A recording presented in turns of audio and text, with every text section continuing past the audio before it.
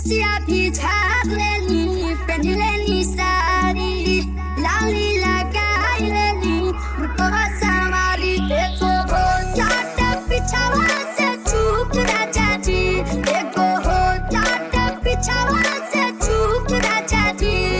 लगाई दी चोलिया के हुक राजा जी, लगाई दी चोलिया के हुक राजा जी, लगाई दी चोलिया के हुक राजा जी।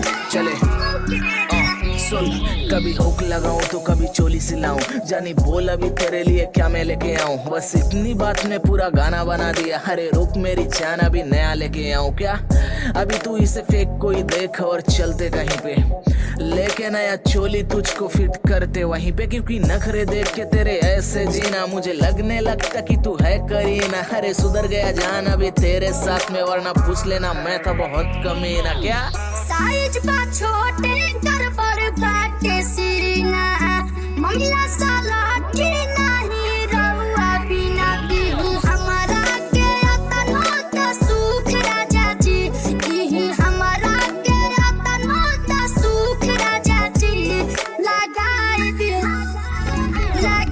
दी चोलिया के हुक राजा जी, लगाई दी चोलिया के हुक राजा जी, लगाई दी चोलिया के हुक राजा जी। चले सुन, अरे लगा दो तेरा हुक, न रहे कोई बात न रहे कोई दुख, बना दूं तेरी चोली का साइज अभी खुद, या बस मेरी जान तो 5 मिनट रुक। ये तेरे लिए फिट मैंने इसे कराई, नहीं तो अब प्लीज न करो अब लड़ाई। तुम आओ मेरे पास न करो अब बुराई, कमी न कोई एक पूरी की असिल है तुम्हारी चोली का। पांडा रचियाई कैलस सिलाई, पाटे सके थूक कैसे